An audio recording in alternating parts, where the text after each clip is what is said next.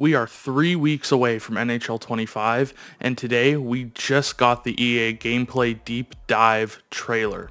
Hi, I'm Sapsterr, GWC finalist for the year 2022, former competitive eSports player, and now here to make entertaining videos and hopefully help you get to the top of your NHL 25 journey. We are going to look through the gameplay trailer today, and I'm going to point out a lot of the things that you may have missed and things that I noticed that are going to be important going into NHL 25. I'm very excited. Let's get into this.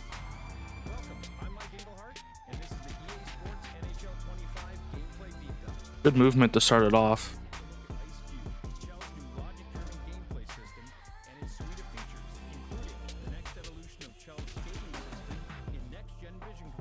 We've heard a lot about that. I'm looking forward to new AI.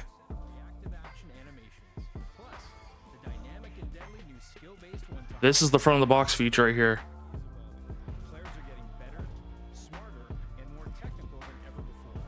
So right here, they're clearly setting up a 1-3-1 power play. Obviously, it's a bit different because most people will use their shooting side wingers instead of having guys on their passing side. Good showing O'Reilly opening up his hips and sending it back to Yossi. The AI are all facing the puck, which is a welcome change from previous years where they would have their back to the puck and basically not even be in the play. So this is a good example right here, and it shows some improvement.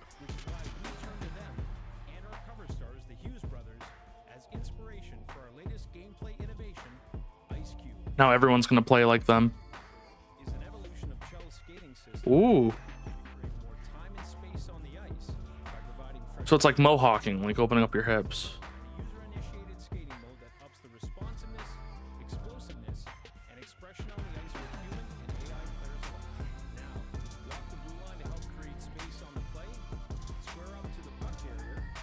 I mean, you could have always do that. See, that's nice. Goal. Okay. Let's break this down. I'll break it down without sound. So right here is a simple mohawking feature, right? So you hold left trigger, I assume, and it does this. What I noticed that, you know, they mention it where your body will stick to the net or it'll face the net now. It's going to make it easy to defend because hitting people from the front has always been easy. Now it's just going to be about reading their feet and seeing whether or not you can cut off the angle. In the trailer, they show this feature off excessively with, you know, the amount of times people are doing it. You can't do it at top speed, so I don't really think it's going to be used as much as they show in the trailer. I think obviously it was just for show, but it is really welcome because especially at defense, they show this clip here of Rasmus Dahlin walking the line. I wonder if Elite Edges helps with that. I assume it does. What kind of worries me is that the animation seems like it takes a long time, so if you're trying to take a step to the middle, you might get poked or stick lifted, but it's a lot better than the people who are stutter stepping and turning around unrealistically and getting rewarded for it. Now you're going to actually have to keep your body to the net, and as long as it enables you to be elusive and be deceptive and open up those angles, I think we're all going to like it. I mean, just simple things like walking the blue line have been borderline unavailable tactics because, you know, you're either too slow, or even right there with Heiskin, and he's backing up and he's finding that lane for the one-timer, which, please, I hope this one-timer system works a lot. Here, again, short side snipes are back. I really like this. This is really nice, being able to open up your hips, you know, off of the puck reception. What I'm noticing a lot is that players aren't... What happened in 23 and 22 is a lot of time, or in 24, a lot of times players would pick up the puck and they would have no speed, or they would go to pick up the puck and they would lose speed. Here, it feels like you pick up the puck and then you're immediately attacking the space, which is what hockey's all about. It's about getting the puck and moving it, or moving your body. Right here, McTavish is able to mohawk right away, and he gets into open space, he opens up his hips, and he goes for that patented far side shot. But he was very quick, deceptive, and direct with his movement. And if it opens up more shots to be available, I'll take that any day of the week. They show this example of Kachuk, and he uses it to open up his hips to get a shot on. I don't think you're going to see that all that much, or like what Slavkovsky's doing there. I don't think you're going to see that all that much simply because you're not going top speed. Players really value their top speed. So I could see people using it below the goal line to open themselves up to find people in the middle, especially with skill-based one-timers. You're going to start seeing a lot of plays with the bumper in the slot. For those of you who don't know, the bumper is the man in the slot whose job is to be there to either take a shot on net from the high slot or move the puck to the flanks or back to the point. He's a bumper, like pinball. He's kind of like in the middle there to direct the puck wherever it goes. Very important position. I can see the bumpers, bumper plays coming back because of this. Fantastic feature with vision control. Fantastic. I do worry that on defense it's going to enable people to skill zone more. So hopefully skill-based one-timers are good enough to counter that and force people to have to come out and actually play manual defense. So we see here Jack Eichel with a one-timer. That was a greened one-timer. Doesn't go in. So yeah, I was wondering what would happen, because you can see Hagel, they're back skating like in 23 or 24, sorry. With that comes the idea of like, when does vision control activate? Because right there he was back skating to the net without the new vision control. Does that happen when you're going at a slow speed where you have to try and pick up speed in order to Mohawk, or you have to come out of a puck reception to Mohawk, or use new vision control? They show a clip later on of Kyle Connor on a shooting side doing the vision control thing, and it opens up a play to the trailer off the rush, and that's great too. So it's good to know that it works on both sides. I just want to know when the game decides that you're going to go into new vision control, or when you're able to back skate like Hagel that did right there. Very happy this feature's on defense too. You cannot add a new feature to offense without also balancing it for defense.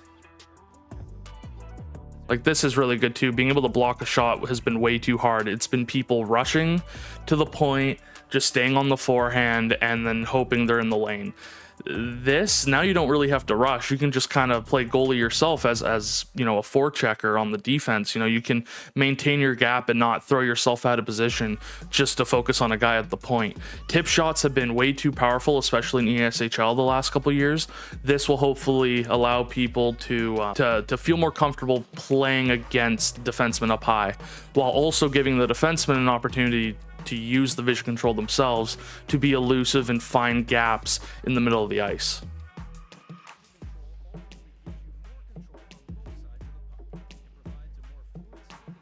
They show this a lot.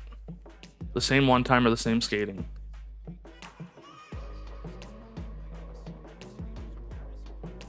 Very happy that they're actually setting up in the 1-3-1, and also they're all facing the puck. Draisaitl in the past may not have been facing the puck here. In 24, his feet might have been pointed south, not allowing him to be open for a one-timer. They're actually set up in the 1-3-1. I would prefer Hyman to be more in the middle there, but they're still in a good 1-3-1, and it opens up that middle seam. And Draisaitl with a new one-timer animation that looks like a Leon Draisaitl type one-timer, so it might be an exclusive animation to him, puts in the net, and there's none of this goalie sliding over and robbing it. He gets it and he scores. It's such a welcome change. Just hammers it, and that's so Leon Draisaitl. Just a short wind up and just hammers it. It's beautiful. That looks like behind the net. That looks like overload. See, and right there, right? So let's back this up here. So they're showing how players like to go into space more. You can see the Blues player, he's moving back and forth from the middle of the ice to the flank, simply because the defenseman is matching him. So he's got to find his way into one of the quiet areas, either find himself lost on the back door or find himself in the slot. He's a little bit too narrow to get a good shot on the Calgary goalie.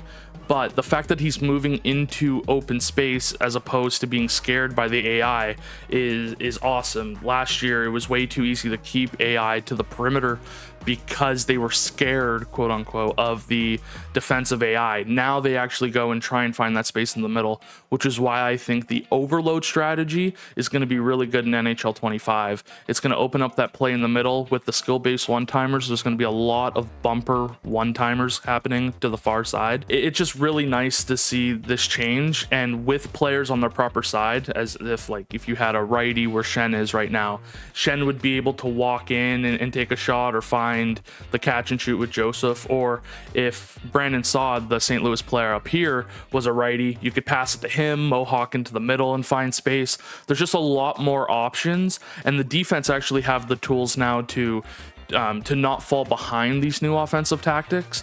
Just having them available makes the game so much more smooth. Here's Kyle Connor. He opens himself up, finds Vilardi in the slot, and you know, he gets a good shot off. It's about opening up the hips, right? So you can see Connor, when he opens up those hips, it's not only giving him an opportunity to shoot it short side or go for the rebound, it's now giving the puck a new angle to get to Gabe Vilardi. Vilardi, you know, they were talking about gliding into open space. He's still skating. He's not really gliding as the trailer, but he's not attacking so fast that when he gets the puck, he's going to be too close to a defenseman to get a good shot off. He's high enough in the zone to where the pass is going to get to him and he's going to get a high quality shot off, which is, again, very welcome. Too many times where two players would crash the net and you would be forced to hold on to the puck or send a cross crease pass through multiple players. So hopefully we see more fluidity on the rush offense. Down here, Heiskin and slows down, doesn't attack the middle. You get a far side shot. So let's recap. Vision control is great because it opens up more plays. The AI, the enhanced AI is looking good. You can't always take EA's word, but it looks good. We saw that it wasn't just 10 human players on the ice. They were showing a lot of power play clips, which worries me about 5-on-5, but they move the way that hockey players should. It's just now about, you know, when you go through a 60-minute game, how many times are you going to see them mess up? How many times are they going to do the wrong things as opposed to the right things? Are these the times where we only see the right things? With what they're showing us, which again is always cherry-picked, this looks pretty good. That's nice. Being able to actually, it's really nice to be able to maneuver around players instead of running into them and then being tied up, or even defenders, right? A lot of the times defenders would get tied up. Now there's animations for them to get around people. On offense, it's going to put people in new spots. If you can feather a pass through, now the attacking forward not only has to think about the location where they are on the ice, but they have to think about how their body is positioned. In the one example, the Pittsburgh player, he slips by, he has his back to the goalie, but he's able to position himself back, get to his forehand, and tuck it in. That's a really nice play, and it's nice how it's unique animations, which puts you in a unique situation every time. This scared me. The reactive action scared me. Okay, so reactive during play, you know, contextual animations, that's great. I worry about a game that has too many animations, simply because is this going to be something where, hey, if I burn you on defense and then you recognize, oh, I need to cut quickly, then you go into the animation? Or is it literally just, oh, I realize I'm going to get burned in about a couple seconds, let me do this animation to bail myself out? How powerful are those flailing reaching pokes? How, like, are they going to be balanced properly? Because when defensemen are flat-footed and they need to turn quickly, they're not super accurate with pokes unless, you know, they're a superstar defenseman like a Chris Tanev, who is just a master at reading the play defensively and being able to get his stick in the lanes. But if you're using like Tony DeAngelo, or if you're using Rasmus Ristolainen, when they flail and they often look bad. I hope these animations don't bail defensemen out, but I hope they're kind of like last chance animations on defense, where it's like, oh, this is my last resort, let me flail out. If it works, it works. Chances are it won't. I hope it's like that more, and you know, now it'll allow players who burn people on breakaways, if they actually burn them, they'll burn them. No more turning on a dime as the defenseman to get back. Now it's like, oh, you do too tight of a turn, you go into the animation. So I hope there's a balance there, and I hope it's not for every tight turn a defenseman does, because I don't need every time I go to turn tightly for my guy to do that. Like on a loose puck and I'm trying to turn around quick, I hope he doesn't go into the animation. I hope he just recoups and just skates towards the puck. So adding animations is great, but I worry about there being too many animations and making the game feel clunky, because the animations, they all take so long. Again, that deke is this deke from Keller. I know they're not telling us how to do this deke, but just watching it, putting it through the legs like that opens up so much space, especially if you're going down on your backhand and you do that deke and it opens up to your forehand. The skill gap in this game is going to be IQ based, and the fact that defensemen now have to read their gaps properly, because if you don't, you can't just poke him on the backhand. Now he can now put it through his legs. If you send a poke, you might trip him and it might open up space to the middle. So now there's no more like, oh, I can give you all the space in the world. Now it's like you actually have to play a gap and not only keep your stick in reach, but also keep your body in with a reasonable distance, so that you can try and throw a body check as well as have your stick in a good spot. I'm actually very happy that there's no visual meter, so it's not like something you see fill up and then you see, okay, this is where I need to shoot it. I'm glad it's a little bit different for every situation, because now it's going to be more of a feel thing and less of a, oh, I know where to shoot this, bang, it's in the back of the net every time. You're not going to see greens constantly because you do not know where the meter is. Again, it's based on how the player's facing, the speed of the pass, certain attributes like having 1T or maybe magnetic, you never know, or something like that. So it's going to change the context, which means that you're probably going to get yellows if they have that, and you're going to get a lot less greens than you might assume. There is a clip here though that I'll point out at the end, which scares me a little bit. I want to be able to shoot those short side and far side. That's an OV shot, man. That's so nice. Here's the clip.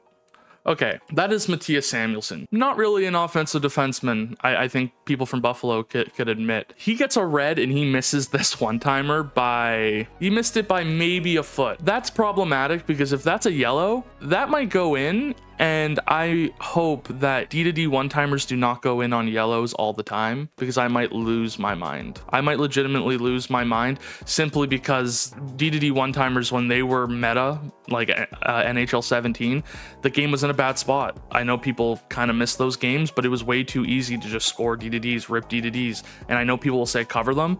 It's hard to cover the point when the game is so fixated on collapsing, and if one-timers are back from anywhere, you're gonna have to spread out your defense more, and it's gonna make it hard. ESHL, it shouldn't be a problem because everyone's controlling themselves, but when you're only controlling one guy on the ice, sometimes it's hard to cover everything. That's all. So hopefully the enhanced AI helps with some of that, but I hope it's not just D2D 1T bombs all the time. That just wouldn't be a fun game.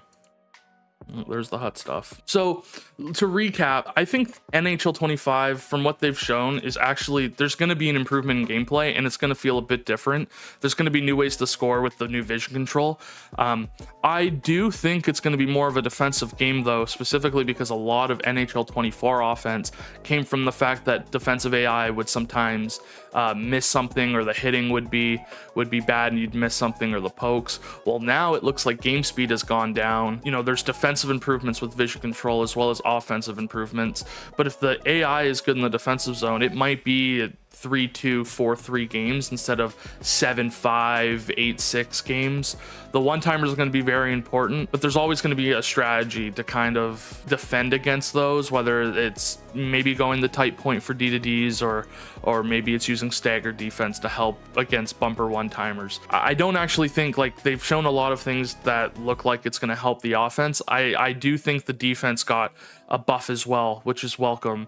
There was gameplay notes, goalies got a buff as well, that is also welcome. I hope the AI isn't as active as they were in NHL 24. That was a bit rough because AI were doing a lot of the work, but overall I'm actually very excited for it's gonna be fresh. That's what we've needed. We needed a fresh hockey game, a fresh feel to how offense is, and we're gonna get that. And hopefully NHL 25 is just a step towards NHL 26, which, now that we're on new gen full time, should be awesome, and I'm actually looking forward to it. And if this year is just not great, I don't know where we go from here, but I'm hoping for the best. I gotta hope for the best. I've hitched my wagon to this, and so have all of us for playing this. Once again, thank you for watching. I'm looking forward to NHL 25. We are 3 weeks away, folks. Man, the one-timer's back. Let's go.